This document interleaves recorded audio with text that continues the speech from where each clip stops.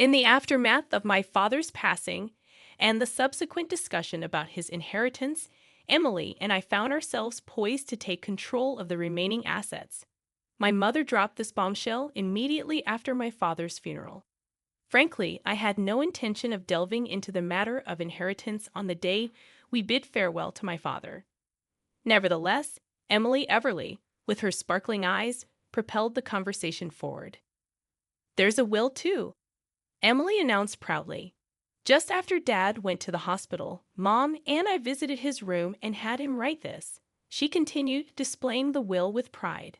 "According to its contents, Dad had agreed to leave neither inheritance nor anything to me. Dad did that, even though he always relied on you. I know it's too harsh. It's pitiful for you, isn't it? But of course, Dad always found me more affable and favored me," Emily declared. Before I could react, my mother chimed in gleefully, "You, who have no job, we have no intention of giving you a single penny from the inheritance. We'll be enjoying a trip abroad. So prepare to leave this house by the time we return." Stunned, I protested. "How can I accept this? Why would you do such a thing without giving me a chance to speak?" Mom and Emily retorted coldly, "Be quiet. It's impossible for you to get anything from us now that Dad's gone. We can finally act freely. Your role here is done. So leave immediately.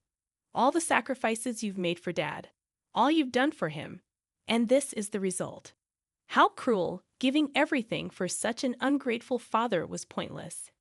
Even if you wish for our help now, it's too late." Hearing those words, any remaining familial feelings toward my mother and Emily vanished entirely. I couldn't accept what they said about my father, whom I deeply respected, without expressing all I wanted to say to them. In response, Carly stated, "I understand. I can't stay with you two any longer. I'll gladly leave." With that, I departed from my childhood home. My name is Ashley, and I have a sister, Emily, who's 4 years younger than me. We're a family of 4 with our 2 parents. Emily's personality mirrors our mother's, affable but sometimes lazy. She often teased my father and me, who had sincere personalities. Our mother, having a temperament like Emily, felt especially fond of her.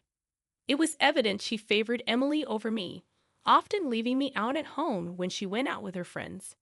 According to her, it's embarrassing to show plain and quiet Ashley to her friends.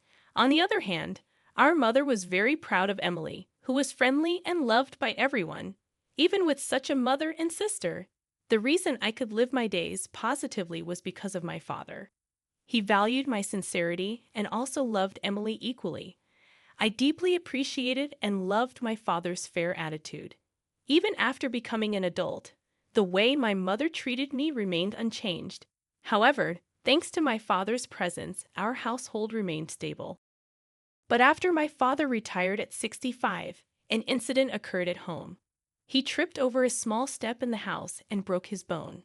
Despite his efforts with surgery and rehabilitation, his aging muscles didn't recover easily, as he spent more time bedridden and needed care. My mother and Emily became even colder towards him. "Hey, Mom, what do you think about this?" I interrupted, pointing to a guidebook. "Yeah, it looks good. The food seems delicious too. Maybe we should go with this one," my mother replied, chatting excitedly with Emily. Confused, I asked, "What are you talking about?" My mother answered with a hint of annoyance, "We're planning for a family trip. But considering Dad's difficulty in moving around, isn't traveling difficult for him?" Responding to my comment, Emily said with a smile, "Well, we're not thinking of bringing him in the first place. We plan to leave him at home. That's cruel. It would be hard for him if he's left alone.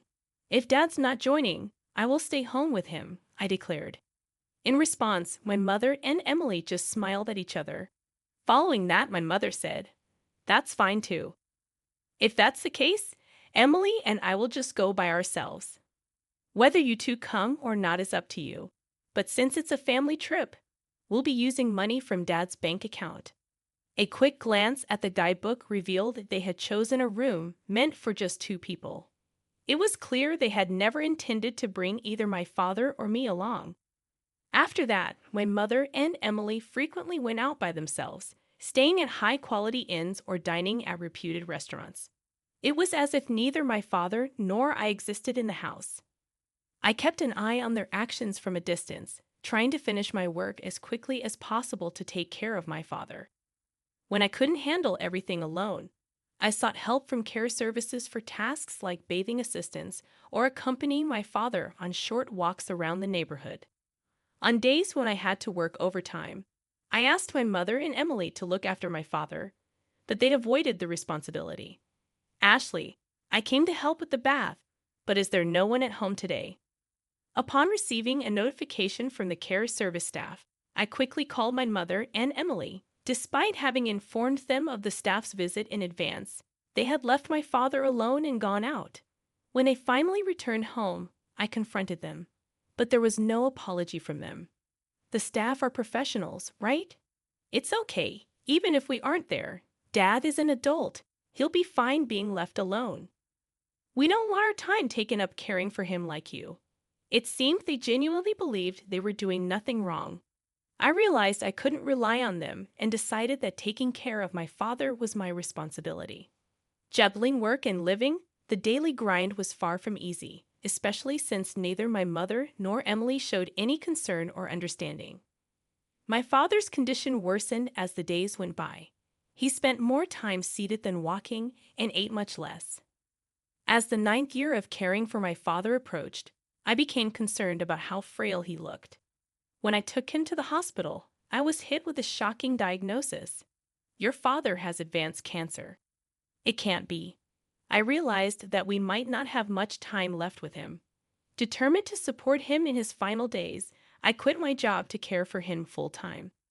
I knew I had to tell my mother and Emily. Their reactions were unexpected when I informed them about his condition.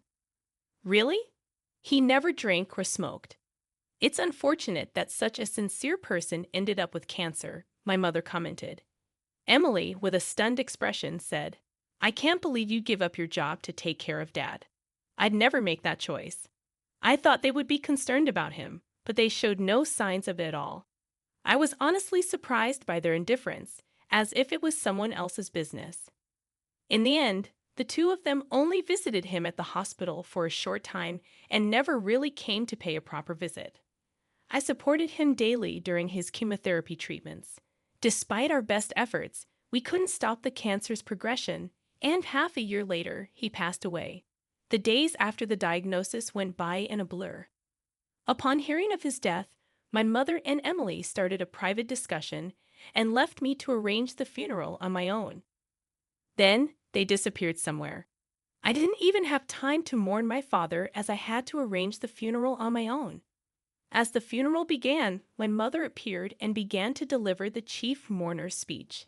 Despite having done nothing, she put on a face for the public. I was irritated by her behavior, but the funeral proceeded smoothly. Worn out as I headed home, I was invited to the living room by my mother and Emily, who had already returned, saying they had something to discuss. Without any consideration for my exhaustion, my mother abruptly declared, regarding your father's inheritance, Emily and I will inherit this house and all other assets. Frankly, I wasn't in the mood to discuss inheritance on the very day my father passed away. However, Emily Everly chimed in. We even have a proper will. Look, she proudly presented a document and began to explain. Right after Dad was admitted to the hospital, Mom and I visited him and had him sign this. It states that you won't inherit anything. Dad agreed to it immediately. Emily smirked and said, after all the help you provided, it's so cold, right? Maybe Dad, in the end, preferred me over his two serious elder daughters. That's impossible. Before I could respond, my mother interrupted with an inappropriate grin. Clearly, Emily is more adorable, though. Your father always stayed home and had no hobbies. He surely saved a lot, right? Mom even quit her job because of the inheritance, and I took some time off work to enjoy the inheritance for a while. Before I could say anything, the two of them continued their conversation. My mother then told me, you, who have no job, won't get a penny from the inheritance. We plan to enjoy a vacation abroad for a while, so you should leave this place by then. I hurriedly countered, Wait a minute. Do you genuinely believe what you're doing is right? If that's the case, without waiting for me to finish, both my mother and Emily firmly responded, "Shut your mouth. It's a waste of time trying to take the inheritance from us. With your father gone, we'll do as we please. Your role here is done. Please leave this house promptly." To think that after all you sacrificed for Dad, this is what you get. There was no need to go to such lengths for such an inept father. It's pointless to regret and think about it now. Hearing those words, any remaining bond I felt for my mother and Emily was completely severed. I couldn't forgive them for speaking that way about my beloved father. Holding back what I wanted to say, I, Carly, told them, "I understand your thoughts. From now on, I can't imagine living together with you two. I'll gladly leave." Despite their initial surprise at my acceptance, the two soon smiled smugly together. Good to know. Once you leave this house, never rely on us again. Our relationship ends here. Whatever happens to you, we want no part in it. Don't even think of contacting us. Receiving this intense sentiment from my mother and Emily, I left the house, determined to live my life independently. I packed only my essentials and left the house a few days after the inheritance discussion. Unexpectedly, I received a call from my mother, who had claimed she would cut off contact with me. When I answered, she immediately confronted me in anger. "What have you done? Where has all the money from your father's account gone? Why are you suddenly calling? Didn't you say you wouldn't contact me?" Silence. "This is an emergency. Return your father's savings immediately." "What are you talking about? I left the passbook at the old house, didn't I? I have no way of accessing it after I left, but the money in the account is definitely gone." Such a significant amount of his savings couldn't have disappeared so suddenly. I found it suspicious when you managed to move out so quickly without a job. It seemed my mother had assumed that I had squandered my father's money. "Mom, haven't you ever checked the account balance before?" "Huh, I haven't bothered with such things." "I see. If you had, you would have noticed that Dad's savings weren't that much to begin with." "What do you mean, his savings were?" "Oh, where did his retirement money go?" "We used it for our wedding ceremony and the new house." "Wedding? New house? I have no idea what you're talking about." I had been in a romantic relationship with a man named Sean, who was in charge of the caregiving service for my father. Our relationship started through our mutual care for my father. I had told my father about my relationship with Sean soon after we began dating. Sean proposed, and at that time, I was overwhelmed with caregiving and work responsibilities and couldn't make a decision. Upon learning the truth, my father said, "Care for yourself more than me. I want you to have a happy marriage," and he cheered me on. Despite my hesitations, he even started helping with the wedding venue selection and looking for a new place to live. We had reserved a wedding date for the following year and signed a contract for a new apartment that my father liked. All of this happened 6 months before we found out that he had terminal cancer. As a gesture of gratitude, my father covered most of the costs for the wedding and the new apartment. That was the reason for the decrease in the account balance. Hearing the turn of events, my mother's voice trembled. She was clearly shaken. So there wasn't any inheritance for us to inherit in the first place, primarily just the family home, but given its location, we shouldn't expect a high selling price. Emily, having overheard the conversation, snatched the phone from my mother in panic. "Wait, so the financial assistance for your wedding is much more than the inheritance for Mom and me?" "That seems to be the case. Dad knew about my marriage and me leaving the house, so maybe he didn't see a problem in leaving the family home to both of you. He might have used a significant amount for me and intended the inheritance to compensate for that. Could it be that the reason you quit your job was because your marriage had been decided upon?" "That's right. Sean is also involved in investment activities and is financially stable. He wanted me to become a full-time housewife.